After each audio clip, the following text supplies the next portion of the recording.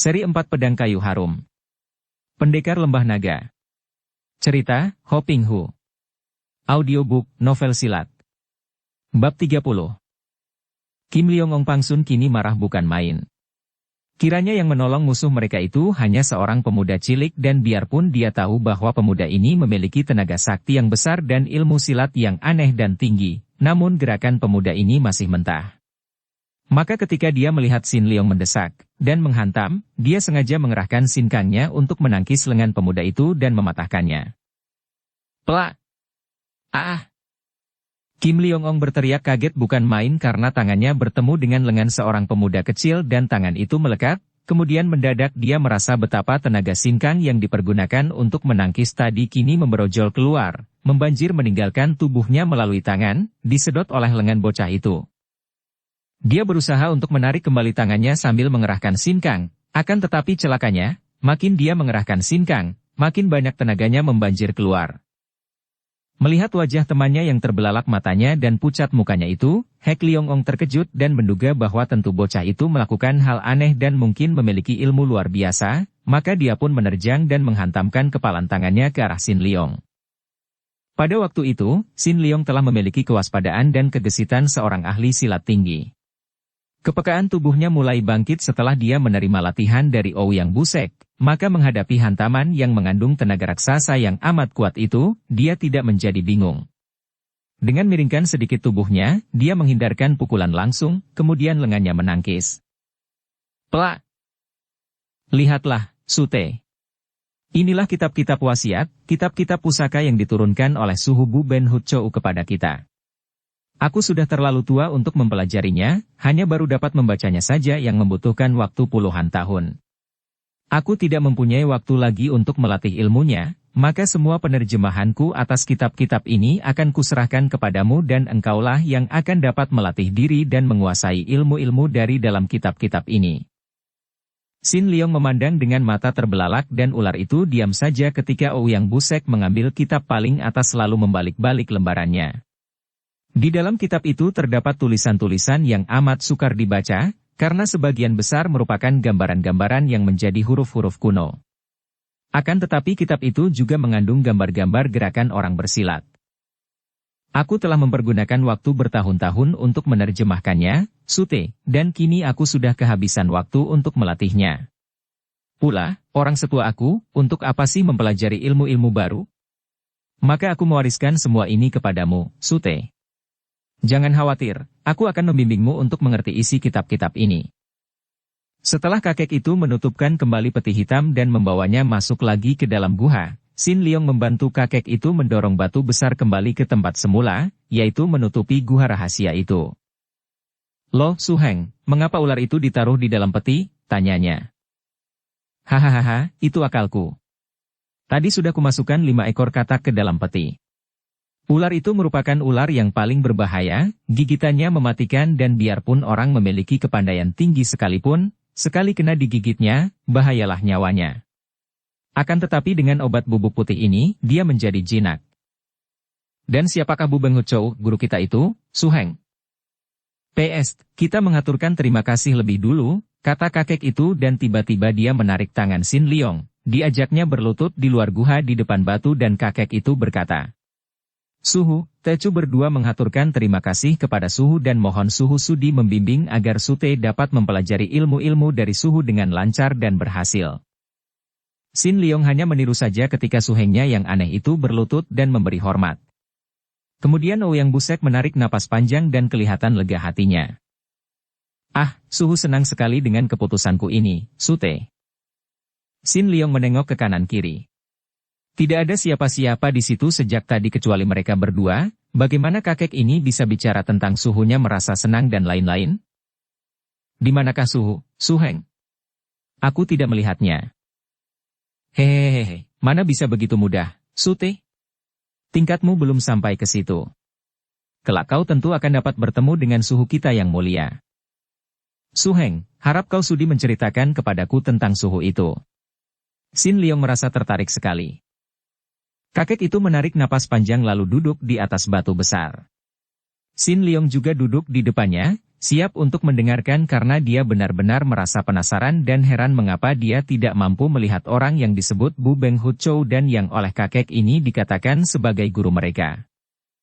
Guru kita, Yang Mulia Bu Beng Hu Chou adalah seorang manusia suci yang sudah mencapai tingkat tinggi, tingkat para dewa dan nabi-nabi. Kakek itu mulai bercerita dengan suara sungguh-sungguh. Selama lebih dari 300 tahun beliau tinggal di salah satu di antara puncak-puncak pegunungan Himalaya. 300 tahun? Sampai sekarang? Kakek itu mengangguk. Iya, sampai sekarang. Sepasang mata Sin Leong terbelalak. Tidak mati? Kakek itu tersenyum.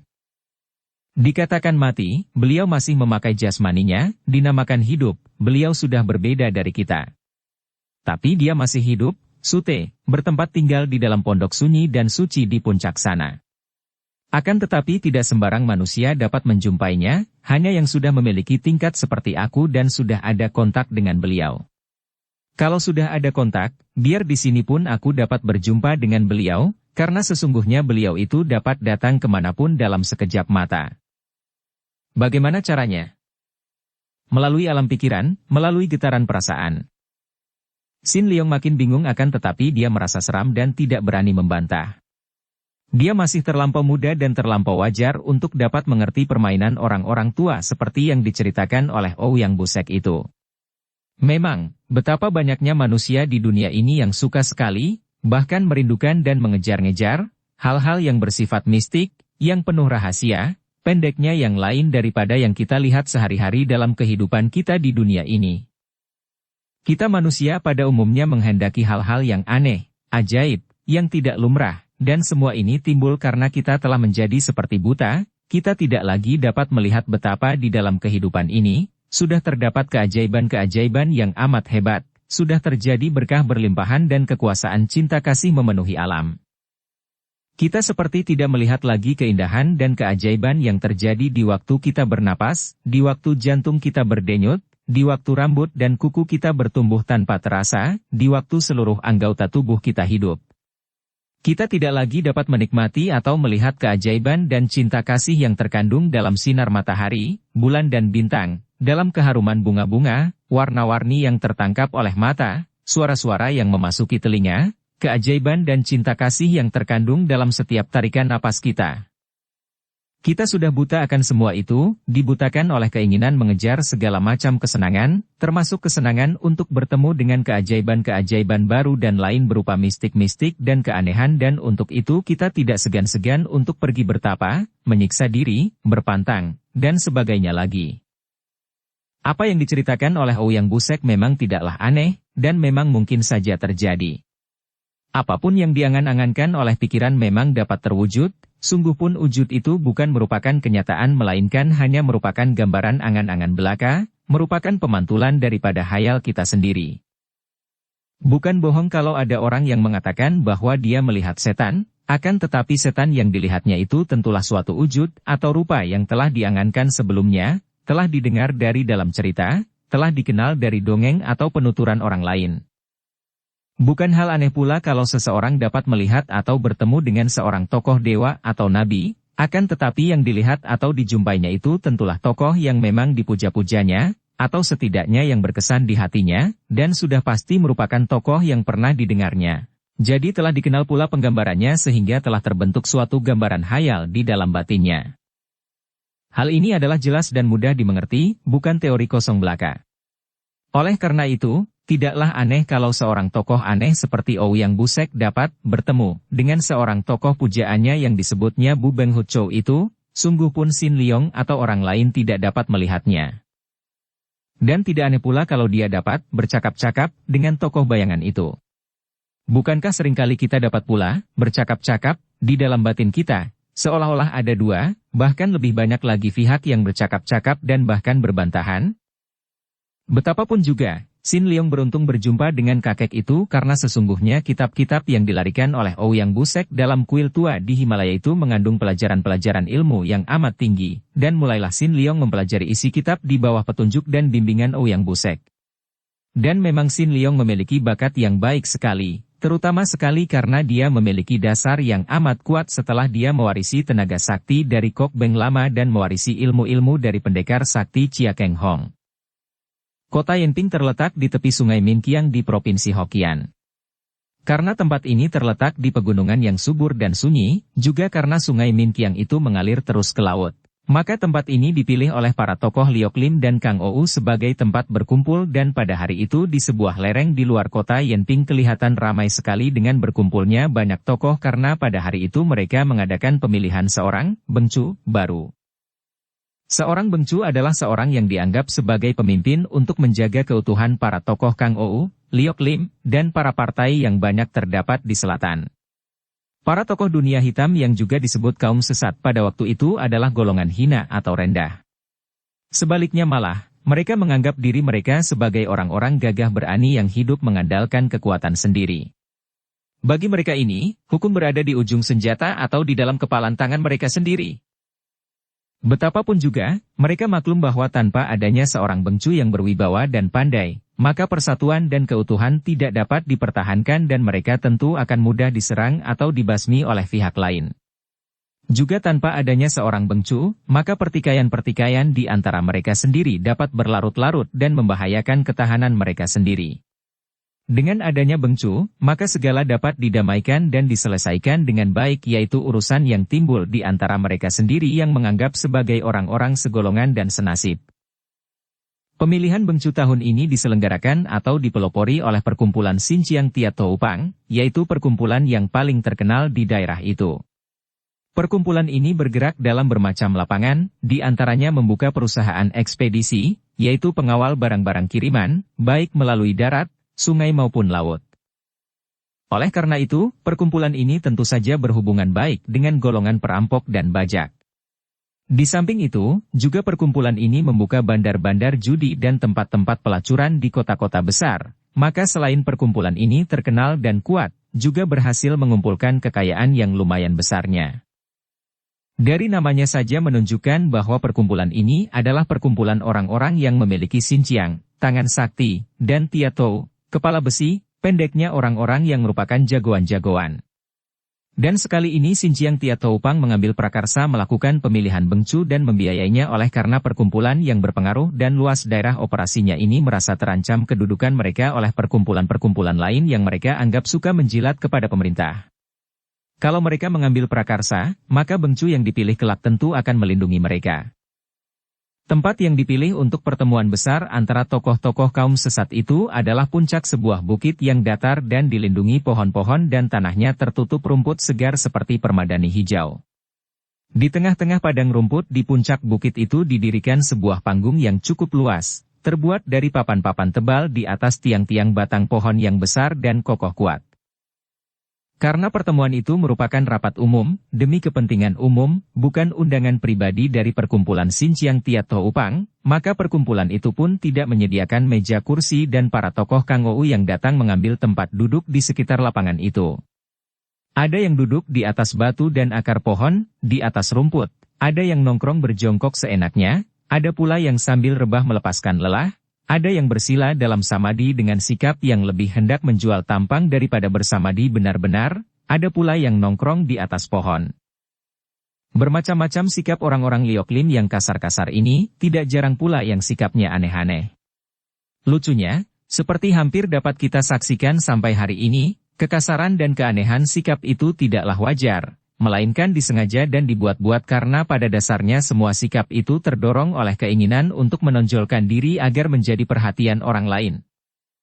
Betapa kita ini, orang-orang dewasa, orang-orang tua, masih saja seperti kanak-kanak, yaitu mempunyai kecenderungan ingin menjadi pusat perhatian orang, ingin menonjolkan, ingin lain daripada yang lain, sehingga muncullah sikap bermacam-macam. Ada pula di antara mereka yang datang hanya dengan mengenakan cawat saja, bertubuh kurus kering karena kurang makan atau berpuasa.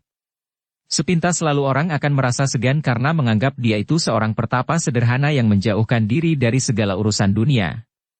Akan tetapi, kehadirannya di situ saja membuktikan bahwa dia sama sekali tidaklah sederhana. Kesederhanaan cawat dan tubuh kurus itu tak lain tak bukan hanya merupakan suatu kesengajaan yang dipasang, agar menarik perhatian belaka. Kesederhanaan yang berteriak lantang. lihatlah aku ini, lihatlah kesederhanaanku. Hebat, bukan? Karena pada waktu itu keadaan kerajaan sedang kemelut, pergantian kaisar tua yang meninggal oleh kaisar muda mendatangkan keguncangan hebat, maka guncangan itu terasa sampai ke dunia hitam dan oleh karena itu pertemuan rapat yang diadakan untuk memilih bengcu ini mendapat perhatian amat besar, tidak hanya oleh golongan sesat, oleh partai-partai persilatan, akan tetapi juga oleh golongan pendekar. Semenjak pagi para tokoh datang membanjiri tempat itu. Wakil-wakil partai persilatan, wakil-wakil perkumpulan dan golongan, juga perorangan, memenuhi tempat itu dan keadaan seperti pesta karena rombongan-rombongan itu membawa bendera dan tanda perkumpulan masing-masing. Juga terdapat kegembiraan besar karena dalam kesempatan inilah mereka dapat saling bertemu dan berkumpul, dan di antaranya banyak terdapat teman-teman lama yang tentu saja menjadi gembira karena dapat saling jumpa. Di antara para wakil-wakil partai persilatan besar, terdapat seorang pemuda berusia 18 tahun, bertubuh tinggi tegap, berkulit agak kecoklatan. Sikapnya gagah sekali akan tetapi tarikan dagunya membayangkan ketinggian hati seorang jagoan muda yang memandang diri sendiri terlampau tinggi dan seolah-olah tidak ada orang lain di dunia ini yang lebih lihai daripada dia. Ketika dia memperkenalkan diri, semua orang memandang kepadanya dengan agak segan karena pemuda itu memperkenalkan diri sebagai wakil dari Qin Lingpai. Ah, Tayyap adalah wakil dari Qin Lingpai? Silakan duduk di tempat kehormatan. Demikianlah para penyambut dari Xinjiang Tiat Toupang berkata dengan hormat dan sebutan, Si Chu, berubah menjadi, Tai Hiap. Demikian angkuhnya pemuda itu lalu duduk di tempat kehormatan, yang sebenarnya hanyalah bangku-bangku kayu biasa, hanya diletakkan di belakang panggung dan di tempat yang agak tinggi. Sin Leong yang berada pula di situ, yang menyelinap di antara para tamu yang amat banyak dan tidak seorang pun memperhatikan pemuda tanggung berpakaian sederhana ini, merasa tertarik sekali ketika mendengar bahwa pemuda gagah perkasa itu adalah wakil Qin Lingpai. Dia cepat menyusup di antara orang banyak dan duduk tidak jauh dari pemuda tampan gagah itu. Akan tetapi dia tidak mengenal pemuda ini, padahal baru 3 tahun dia meninggalkan Qin Lingshan. Sin Leong kini telah berusia 16 tahun, dan sudah 3 tahun dia berada di tempat tinggal Ouyang Busek. Hari itu dia diutus oleh suhengnya untuk mewakili suhengnya yang sudah tua dan malas pergi di tempat pertemuan itu.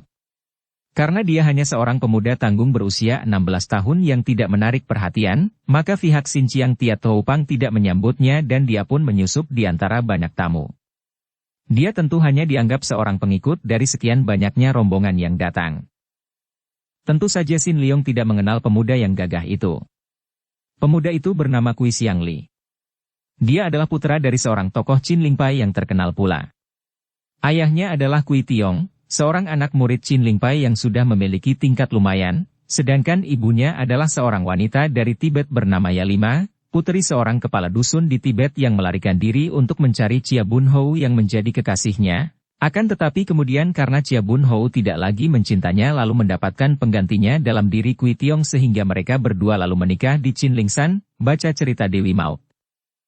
Kui Xiangli, pemuda yang berusia 18 tahun itu, adalah anak tunggal suami istri ini, dan sejak kecil tentu saja Kui Xiangli telah digembleng oleh ayahnya dengan ilmu-ilmu yang khas dari Qin Lingpai. Sebenarnya pemuda ini sama sekali bukanlah seorang wakil Qin Lingpai yang diutus oleh perkumpulan itu. Seperti kita ketahui, semenjak kematian Chia Keng Hong sebagai ketua dan pendiri Qin Lingpai, perkumpulan ini seolah-olah telah bubar dan hanya tinggal bekas-bekas anggotanya saja yang tinggal di sekitar pegunungan Qin Lingshan atau bahkan banyak yang sudah pergi ke tempat lain yang jauh. Ketika itu Kui Xiangli sedang melakukan perjalanan merantau dan ketika dia tiba di daerah itu dia mendengar akan pertemuan yang diadakan untuk melakukan pemilihan bengcu. Sebagai seorang pemuda yang berdarah panas dan menganggap bahwa perkumpulan Qin Lingpai adalah perkumpulan terbesar dan bahwa kepandaiannya telah boleh diandalkan untuk mewakili perkumpulan kebanggaannya itu, maka dia ingin mengangkat nama Qin Lingpai dan mewakili perkumpulan itu secara pribadi. Setelah matahari naik tinggi, tempat itu sudah penuh dengan para pendatang. Tempat kehormatan yang berada di dekat panggung itu pun sudah penuh dengan para tokoh besar di dunia persilatan bagian selatan. Tak lama kemudian, pihak penyelenggara pertemuan itu, yaitu 2 orang ketua dari Xinjiang Tiat Toupang, maju ke atas panggung dan memberi hormat ke 4 penjuru. Mereka berdua itu adalah Xinjiang Gukok Ban yang tinggi kurus sebagai ketua pertama dan Tia Tou Tong Siok yang tinggi besar sebagai ketua kedua atau wakil ketua dari perkumpulan itu. Setelah mengaturkan terima kasih dan selamat datang kepada hadirin semua, dengan suara lantang Xinjiang Gukok Ban lalu berkata, "Seperti Cui, Anda sekalian, ketahui, bengcu kita yang lalu adalah seorang tua yang kurang tegas dan kini telah meninggal dunia, maka perlulah bagi kita untuk mengangkat seorang bengcu baru. Setelah kita semua berkumpul, maka sebaiknya kita kini mengajukan calon masing-masing untuk pemilihan bengcu baru. Hendaknya Cui memilih seorang yang benar-benar cakap, berkepandaian tinggi, berwibawa dan berani untuk diajukan sebagai calon. Pertama-tama, kami dari perkumpulan Xinjiang Tia Tou Upang mengajukan calon kami, yaitu Tia Tou Tong Siok, wakil ketua dari perkumpulan kami sendiri." Orang tinggi besar berusia 40 tahun itu kini menjura ke 4 penjuru, disambut tepuk sorak para anggota Xinjiang Tia Tou Upang yang memenuhi tempat itu dan tentu saja mereka ini menjagai calon mereka. Xin Liong memandang penuh perhatian. Wakil ketua dari perkumpulan itu bertubuh tinggi besar, mukanya penuh bopeng, dan kepalanya yang botak itu mengkilap agak kebiruan. Melihat julukannya, Tia Tou, kepala besi, dapat diduga bahwa kepala yang botak itu tentu ampuh sekali. Para calon dipersilakan naik untuk memperkenalkan diri, kata pula Xinjiang Gukok Ban yang memberi isyarat kepada Tong Siok untuk kembali ke tempat duduknya di pihak tuan rumah. Gukok Ban sendiri, seorang kakek berusia 45 tahun yang tinggi kurus dan bermuka pucat, masih berdiri di situ menanti datangnya calon-calon untuk diperkenalkan. Tidak banyak tokoh yang berani muncul di atas panggung. Pemilihan bengcu bukanlah hal yang remeh dan hanya orang-orang yang memiliki kepandaian tinggi sajalah yang patut menjadi bengcu. Kepandaian dua orang ketua dari Xinjiang Tia Tou Upang sudah terkenal sekali, maka majunya wakil ketua itu sebagai calon sudah merupakan hal yang membuat jerih para calon lain karena mereka merasa tidak akan mampu menandingi kepandaian Tia Tou Tong Siok. Akan tetapi tentu saja ada pula beberapa golongan yang merasa penasaran dan ingin kalau tokoh dari golongan masing-masing yang menjadi bengcu, segera mengajukan tokoh yang mereka pilih sebagai calon. Pertama-tama yang melayang ke atas panggung dengan gaya yang kasar adalah seorang kakek yang pakaiannya penuh tambalan. Dari pakaiannya jelas dapat dikenal bahwa dia adalah seorang pengemis tua yang memegang sebatang tongkat butut dan mukanya tertawa-tawa penuh kepercayaan kepada diri sendiri. Kakek ini adalah seorang tokoh yang amat terkenal di selatan dan semua orang, termasuk Xinjiang Tia Tou Upang sendiri menjadi tercengang karena mereka tidak menyangka bahwa kakek tokoh pengemis ini akan muncul menjadi calon bengcu. Padahal biasanya, kaum pengemis itu seperti tahu diri dan tidak pernah ada yang mencalonkan diri sebagai bengcu, sungguh pun pada setiap pemilihan mereka hadir dan mereka juga ikut menentukan pilihan. Akan tetapi baru sekarang mereka mengajukan seorang calon yang keluar dari golongan mereka sendiri. Kakek ini adalah Lam Tian Kaiong, Raja Pengemis Dunia Selatan, yang biarpun tidak secara resmi menjadi Raja Pengemis, namun telah diakui sebagai datuk yang ditaati oleh semua perkumpulan pengemis di daerah selatan. Hadirnya Lam Tian Kaiong sebagai calon bengcu benar-benar mencengangkan dan merupakan tanda bahwa kini pihak pengemis mulai menaruh perhatian akan kedudukan dan pengaruh dan hal ini ada hubungannya dengan kemelut yang terjadi di kota raja sebagai akibat dari penggantian kaisar. Setelah Lam Tian Kaiong diperkenalkan kepada hadirin sebagai calon kedua, banyak tokoh yang tadinya berniat memasuki pemilihan ini diam-diam mengundurkan diri. Setelah orang-orang lihai seperti Tia Tou Tong Siok dan Lam Tian Kaiong maju, siapakah yang akan berani menandingi mereka? Daripada kalah dan mendapat malu, lebih baik siang-siang mengundurkan diri. Maka, kini yang berani muncul menjadi wakil golongan masing-masing hanya tinggal 5 orang saja. Pertama adalah Tia Tou Tong Siok, wakil ketua Xinjiang Tia Tou Upang yang menjadi tuan rumah. Calon kedua adalah Lam Tian Kaiong yang mewakili golongan pengemis dan gelandangan. Ketiga adalah seorang tosu tua bermuka putih yang bermata tajam dan bersikap angkuh. Tosu ini bernama Kim Lok Chin Jin, wakil ketua Peklian Kau bersama belasan orang tokoh perkumpulan itu. Calon keempat adalah seorang guru silat yang terkenal sekali dari kota Amoy, berkepandaian tinggi dan menerima murid-murid dengan bayaran mahal. Guru silat ini dipilih oleh golongan tukang pukul, guru silat, dan para piausu. Dia bernama Obian, dikenal dengan sebutan Okausu, berusia 50 tahun, tubuhnya tinggi besar dan matanya lebar. Adapun calon kelima yang dicalonkan oleh para maling tunggal dan dunia pelacuran, adalah seorang maling tunggal yang amat terkenal di dunia selatan. Dia seorang pria berusia 45 tahun, berwajah tampan, tubuhnya sedang saja akan tetapi pakaiannya selalu indah seperti pakaian seorang hartawan. Namanya adalah Bou Songkai dan orang ini selain terkenal sebagai seorang maling tunggal yang lihai dan ditakuti, juga dia terkenal sebagai seorang hidung belang yang biasa keluyuran di tempat-tempat pelacuran dan selain itu juga dia dikenal sebagai seorang yang suka mengganggu wanita, seorang Jaihuatket, penjahat pemerkosa wanita, yang cabul. Sungguh pun dia tidak pernah mau melakukan kejahatan-kejahatan itu di daerahnya sendiri, melainkan memilih daerah di luar kekuasaannya sehingga namanya disegani dan dihormati. Itulah sebabnya mengapa dia sampai dapat terpilih menjadi seorang calon bengcu. 5 calon ini saja sudah terhitung banyak, karena andai kata pada saat itu muncul orang-orang seperti Lam Hai Semlo, kiranya beberapa orang di antara mereka akan mundur lagi. Para gerombolan yang termasuk golongan bajak sudah merasa tidak puas dan heran mengapa datuk-datuk mereka itu tidak muncul. Melihat tidak ada orang lagi yang maju sebagai calon, Xinjiang Gukok Ban sebagai ketua penyelenggara pemilihan bengcu lalu berseru nyaring kepada semua yang hadir. Apakah tidak ada lagi saudara-saudara yang mengajukan calon bengcu kecuali 5 orang ini saja? Memang pemilihan kali ini agak sepi. Pilihan bengcu pada beberapa tahun yang lalu diikuti oleh belasan orang calon. Hal ini adalah karena yang maju adalah orang-orang yang amat terkenal sehingga para calon yang merasa tidak mungkin dapat menandingi calon-calon yang terkenal ini sudah lebih dulu mundur untuk menghindarkan diri mendapat malu, kalah dalam perebutan itu. 5 orang yang tinggal ini adalah tokoh-tokoh yang biarpun sudah saling mengenal namun belum pernah menguji kepandaian masing-masing, maka mereka berani untuk maju. Tiba-tiba semua orang dikejutkan oleh suara yang nyaring. Aku maju sebagai seorang calon. Yang membuat semua orang terkejut dan memandang heran adalah karena mereka melihat bahwa yang berseru nyaring itu adalah seorang pemuda remaja yang tadi mengaku sebagai utusan atau wakil dari Qin Lingpai. Kini semua mata memandang kepada Kui Xiangli dengan penuh perhatian. Pemuda itu memang gagah dan tampan, sepasang matanya yang lebar dan bukan seperti kebanyakan orang itu amat tajam, menentang semua orang dengan penuh keberanian. Memang pemuda ini memiliki mata seperti mata ibunya, wanita Tibet itu. Memang pemuda ini mengesankan sekali. Usianya baru 18 tahun, wajahnya bersih tampan dengan rambut hitam lebat disisir rapi dan digelung ke atas dibungkus dengan kain berwarna merah. Bajunya berwarna biru, diikat dengan sabuk sutra kuning, dan celananya berwarna putih bersih.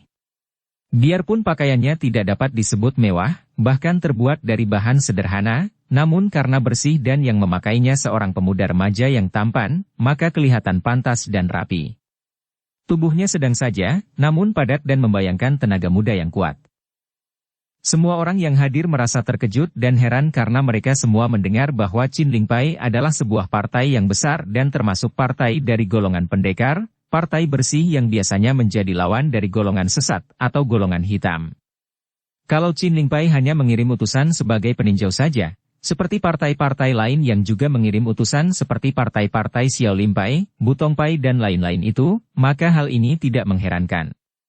Akan tetapi bagaimana Qin Lingpai mengirim seorang wakil yang mencalonkan diri menjadi bengcu?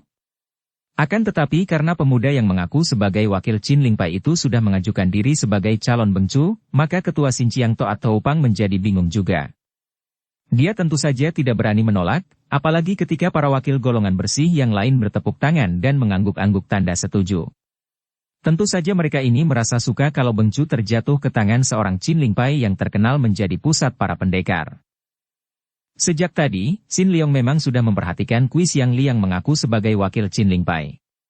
Kini, melihat pemuda tampan itu bahkan mengajukan diri sebagai wakil yang mencalonkan diri sebagai bengcu, tentu saja Xin Liong makin terheran-heran. Kehadirannya di tempat itu hanyalah karena dorongan suhengnya Ouyang Busek menyuruh dia menghadiri pemilihan bengcu hanya untuk meninjau dan mencari pengalaman saja. Kini, mendengar pemuda tampan itu mewakili Qin Lingpai mengajukan diri sebagai calon bengcu, tentu saja dia amat tertarik karena dia menjunjung tinggi nama Qin Lingpai sebagai partai dari kongkongnya, kakeknya. Selagi ketua Xinjiang Tiat Toupang itu meragu dan tidak berani menolak, akan tetapi juga belum menerima Kui Xiangli sebagai calon bengcu yang ke-6, tiba-tiba terdengar bentakan nyaring. Tidak pantas. Dan nampak bayangan orang meloncat ke atas panggung, langsung berdiri menghadapi Sin Chiang Gukok Ban ketua perkumpulan tuan rumah. Semua orang memandang. Kiranya yang meloncat ke atas panggung itu adalah Kim Lok Chin Jin, wakil ketua Pek Lian Kau yang tadi sudah diangkat menjadi seorang di antara calon-calon bengcu. Kim Lok Chin Jin ini adalah sute dari Kim Hua Chin Jin, ketua Pek Lian Kau di selatan. Dan sejak dahulu, Pek Lian Kau memang membenci Chin Ling Pai yang dianggap menjadi musuh mereka. Oleh karena itu, Kim Lok Chin Jin juga membenci Chin Ling Pai sehingga begitu melihat Chin Ling Pai diwakili seorang pemuda remaja yang mengajukan diri sebagai calon bengcu, hatinya sudah terasa panas dan dia cepat meloncat ke atas panggung sambil mencela. Melihat Tosu ini, Sin Chiang Gukok Ban menjura dan bertanya. Apakah yang dimaksudkan oleh Totiang? Pangcu, kami menolak kalau bocah itu menjadi calon bengcu mewakili Chin Ling Pai, bentaknya dengan nada keras dan menghina. Semua calon bengcu yang berada di sini adalah orang-orang terhormat, yang menjadi calon karena diangkat oleh golongan masing-masing sebagai orang pilihan. Akan tetapi, siapakah yang mengangkat wakil Chin Ling Pai ini? Siapakah yang tidak mendengar Chin Ling Pai itu perkumpulan macam apa? Mana mungkin ada kerjasama antara Chin Ling Pai dengan kita? Lihat saja buktinya. Chin Ling Pai mengirim wakilnya yang hanya seorang, itu pun masih seorang bocah ingusan pula, dan kini bocah itu malah mengajukan diri sebagai calon bengcu. Bocah ingusan seperti itu menjadi bengcu? Hahaha, bisa ditertawakan oleh cucu-cucu kita. Coba cuy, Anda sekalian, pikir baik-baik, bukankah perbuatan Chin Ling Pai itu berarti memandang rendah dan menghina jagoan-jagoan selatan? Apa Chin Ling Pai mengira bahwa pemilihan bengcu di antara kita ini hanya permainan kanak-kanak belaka yang boleh dimasuki oleh bocah ingusan itu? Tosu sombong, terdengar teriakan nyaring dan semua orang melihat pemuda Chin Ling Pai yang tampan itu tiba-tiba meloncat tinggi sekali dan tubuhnya lalu membuat poksai, salto, berjungkir balik 3 kali dengan gaya yang indah sekali, baru dia turun ke atas panggung tanpa menimbulkan suara tanda bahwa pemuda ini memiliki ginkang yang sudah lumayan tingkatnya. Ketika Kui Xiang Li meloncat, banyak orang bertepuk tangan memuji. Sin Liong mengerutkan alisnya. Dia mengerti pula bahwa loncatan dengan gaya jungkir balik seperti itu membutuhkan latihan dan juga membutuhkan tenaga ginkang yang lumayan, akan tetapi dengan memamerkan kepandaian seperti itu di hadapan demikian banyaknya orang pandai sungguh merupakan suatu kebodohan dan menandakan bahwa pemuda Chin Ling Pai itu sungguh-sungguh berwatak angkuh, sombong dan tolol. Akan tetapi dia hanya melihat saja dan mencurahkan penuh perhatian untuk melihat perkembangannya. Kui Xiang Li sudah berdiri di depan Tosu Pek Lian Kau yang memandangnya dengan mulut mencibir, sedangkan ketua Sin Chiang Tiat Hou Pang sudah turun dari atas panggung. Ketua perkumpulan ini memang cerdik juga. Dia tahu siapa adanya Tosu itu dan Tosu itu tentu saja akan merupakan saingan berat bagi sutenya yang dia calonkan menjadi bengcu. Kalau sekarang tokoh Pek Lian Kau ini ribut dengan wakil Chin Ling Pai yang ternyata memiliki ginkang yang boleh juga itu, hal ini merupakan suatu keuntungan baginya. 2 orang calon bengcu yang datang dari perkumpulan besar sudah hendak ribut dan bermusuhan sebelum pemilihan dilakukan. Hal itu baik sekali bagi pihaknya, setidaknya akan mengurangi seorang saingan, pihak yang kalah. Maka dia pun diam saja bahkan lalu menyingkir untuk memberi kesempatan kepada kedua pihak agar keributan itu makin berkobar. Dan semua orang yang hadir di situ adalah kaum sesat yang paling suka menyaksikan perkelahian dan pertumpahan darah, maka kini terdengar suara-suara yang memihak keduanya, seperti para penonton adu ayam yang hendak bertaruhan. Tosu Bao, siapakah tidak mengenal nama Pek Lian Kau di mana engkau tadi diperkenalkan sebagai wakil ketuanya? Pek Lian Kau adalah perkumpulan yang biasa menipu rakyat, memeras, membohongi dengan agama palsu, dan memikat perempuan-perempuan untuk diperkosa. Dan kau masih berani menghina Chin Ling Pai? Jangan kira bahwa aku, biarpun hanya seorang anggota muda Chin Ling Pai, takut menghadapimu. Ucapan yang dilakukan dengan sikap gagah dan dengan suara lantang itu disambut tepuk tangan dari mereka yang memihak pemuda ini. Kim Lok Chin Jin tertawa mengejek. Hehehe, bocah ingusan. Baru memiliki kepandaian ginkang macam itu saja sombongnya sudah demikian hebat sampai memuakkan perutku. Padahal ginkang seperti itu hanya patut untuk dipamerkan dalam permainan komedi di pasar saja, untuk menarik perhatian orang agar menderma. Kami tadi bicara menurut aturan, bukan seperti engkau yang hanya pandai menyombongkan diri belaka. Kalau engkau ingin menjadi calon bengcu, siapakah yang mencalonkanmu? Kalau tidak ada, siapakah percaya bahwa engkau ini orang Chin Ling Pai? Jangan-jangan engkau ini bocah sinting hanya mengaku-aku saja wakil Qin Ling Pai. Hayo jawab, siapa yang mencalonkan engkau sebagai wakil Qin Ling Pai? Tiba-tiba terdengar suara melengking. Aku yang mencalonkan dia. Tentu saja semua orang menengok ke bawah panggung, ke arah penonton dan melihat seorang anak laki-laki berusia 16 tahun mengacungkan jari telunjuknya. Bahkan wakil ketua Pek Lian Kau dan Kui Xiang Li yang berada di atas panggung juga menoleh dan memandang kepada Xin Liong. Xiang Li memandang dengan terheran-heran karena dia sama sekali tidak mengenal pemuda remaja yang berpakaian sederhana itu. Aku mencalonkan dia sebagai wakil Qin Ling Pai menjadi calon bencu. Qin Ling Pai adalah sebuah perkumpulan yang maha besar, maka cukuplah dengan mengutus anggota mudanya.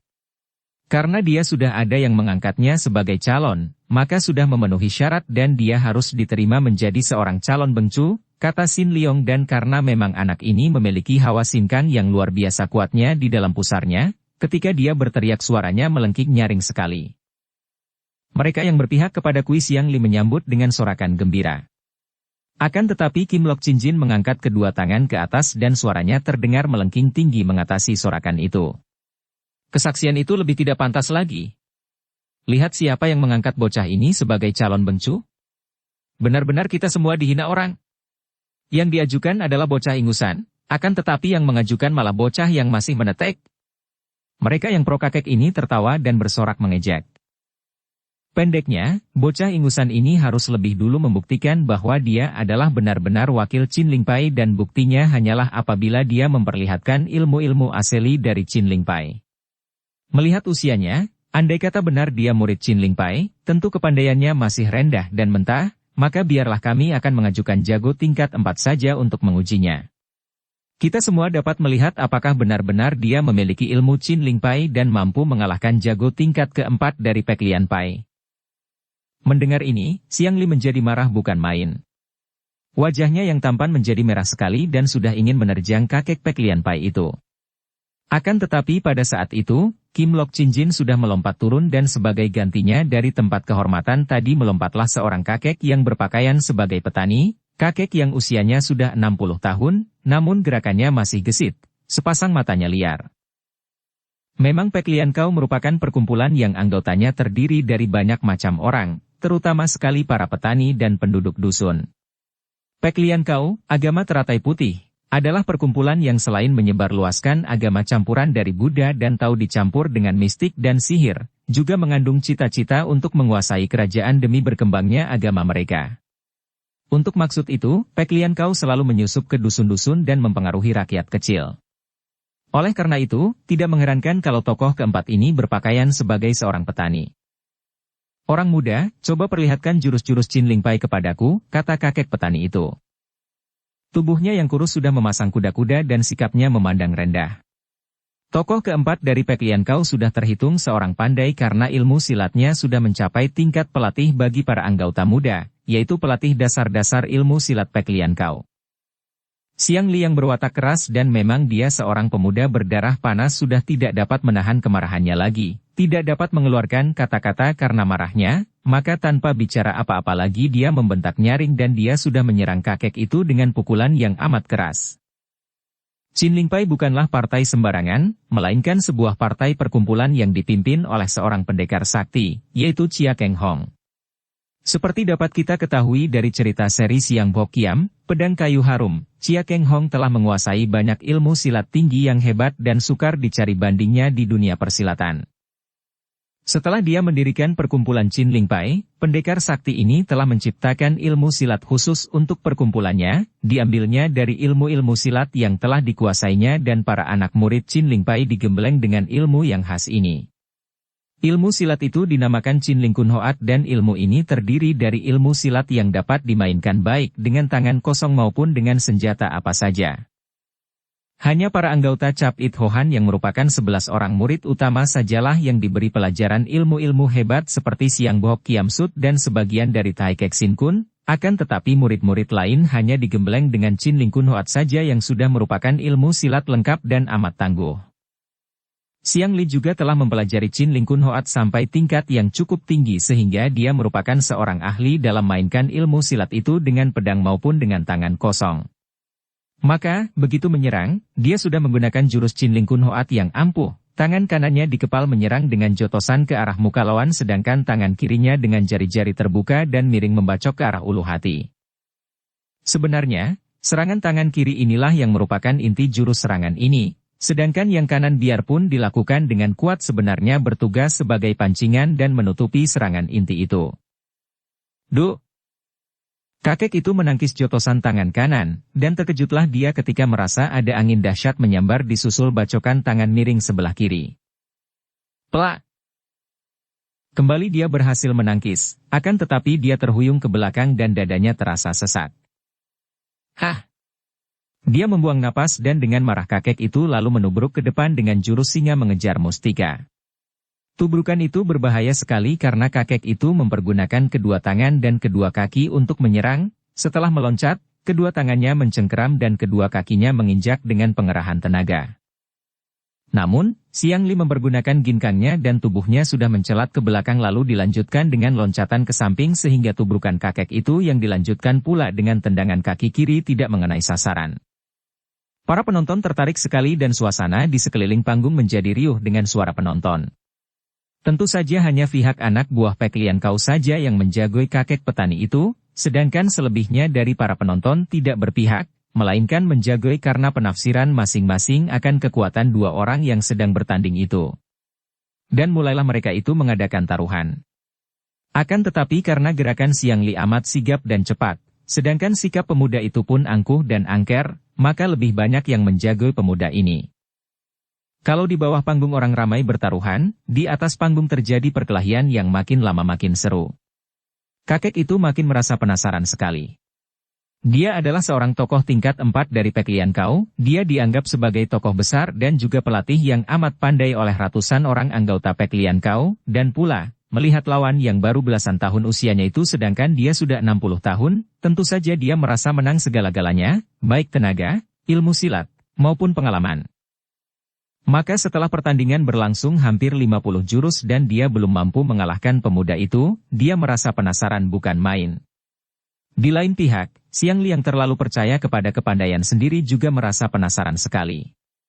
Karena keduanya sudah marah, maka perkelahian itu kini bukan sekedar menguji kepandaian, melainkan perkelahian mati-matian untuk mencari kemenangan, kalau perlu dengan merobohkan dan membunuh lawan. Bersambung ke bab 31. Dukung kami dengan subscribe, follow, like, komen dan share. Terima kasih.